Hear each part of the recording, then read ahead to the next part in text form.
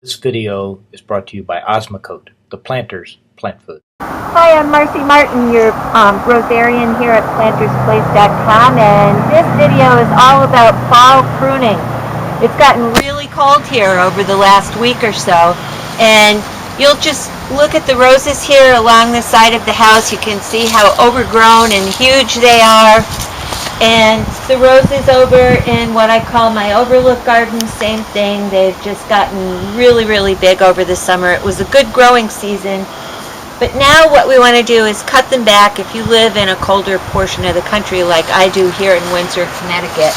And the reason we want to cut the roses back this time of year is because we have a tendency to get really big ice storms and huge icicles fall off the roof and snow buries everything. The snow is okay, but if it comes down too heavy and your roses are this high, they can splinter and break and really cause a big mess.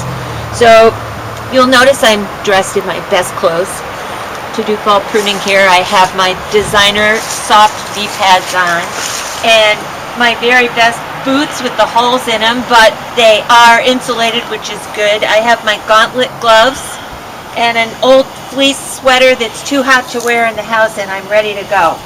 People are afraid to prune their roses. You don't have to be afraid to prune these guys.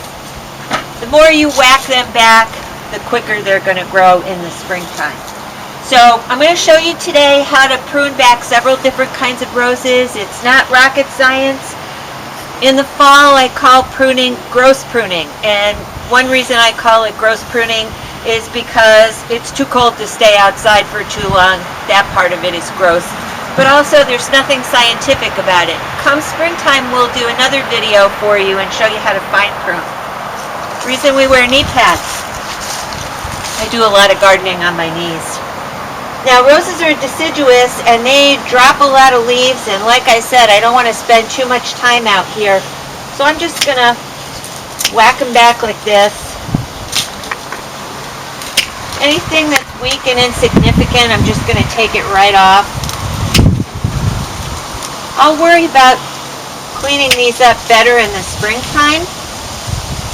If you have any foliage left on your rose bushes, make sure you rip that off too, because as soon as you do, even if we have a warm spell, your roses will be dormant and they'll stay dormant all winter. I take off anything that's weak and insignificant, anything that's coming into the center of the plant.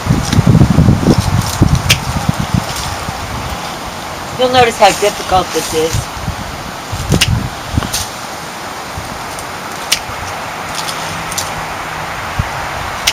Okay, this little puppy is done until springtime.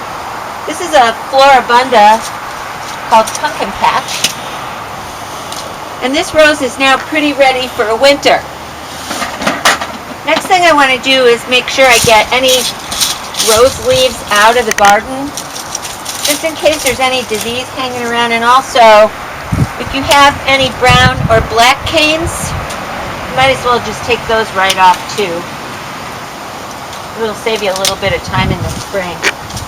So I got this little rake at my local Big Lots, Job Lots store, and it costs $2 and it's really handy getting in and cleaning out this old rose foliage. We'll rake it out of the yard later.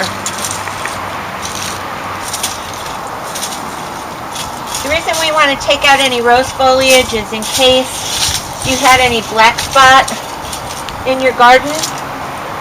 You don't want it to bounce up in the spring when the spring rains come and get all over your new foliage and just spread the disease around. So if you'd like to, you can mound up these centers a little bit, speed up your mulch a little bit and get some air in there.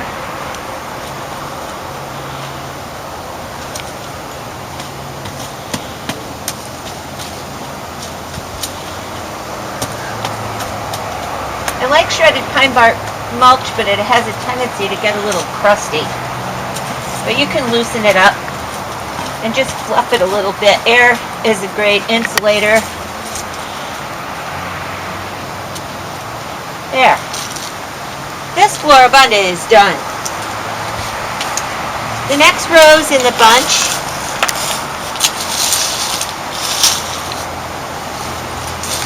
this is a hybrid tea called Fragrant Cloud, and we're going to prune this pretty much exactly the same as we prune Floribunda.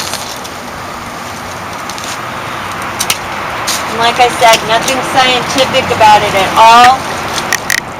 Anything weak and insignificant comes out of the middle. The idea is so the rose doesn't blow around in the wicked winter winds. And also, like I said before, this saves on breakage.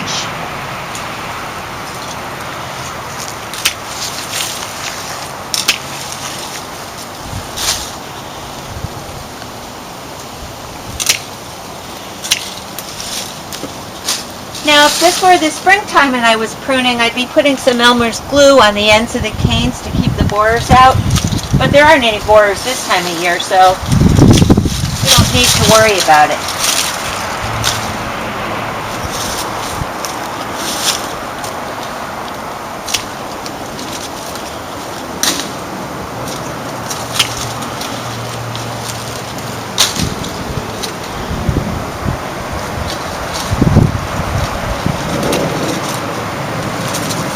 Okay, so you have the general idea here.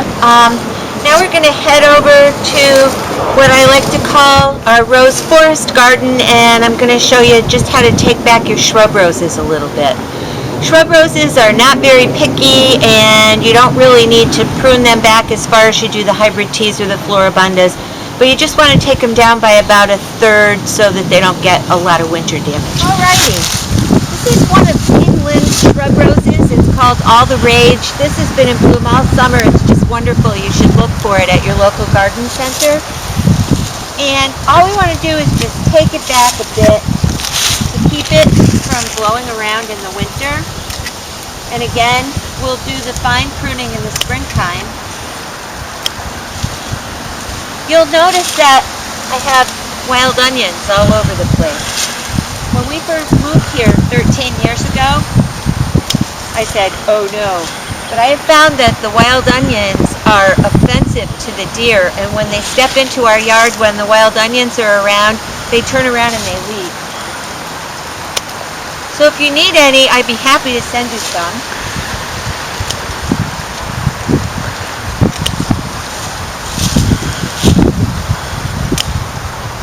Now you can do this same thing with your knockout roses, and if you're really, really ambitious, you can pull all the leaves off of these too, but like I said, this is gross pruning, and it's gross being out here when it's so cold.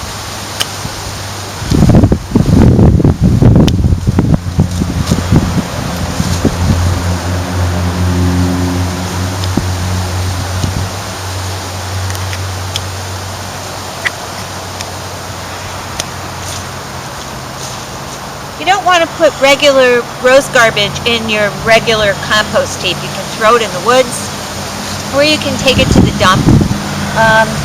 But just in case there's any fungus spores hanging around, we don't want to put those in our compost heap. So I'll pick this up in a little bit. And just as a final thing, I'd like to show you some rose hips. This is an old garden rose called Rosa canina. And you see it gets these beautiful hips on it. Because it's a one-time bloomer, we don't prune all garden roses at all this time of year. We just let the hips go through the winter. They feed the birds, and they really look quite pretty, especially with a whole coating of snow on the ground.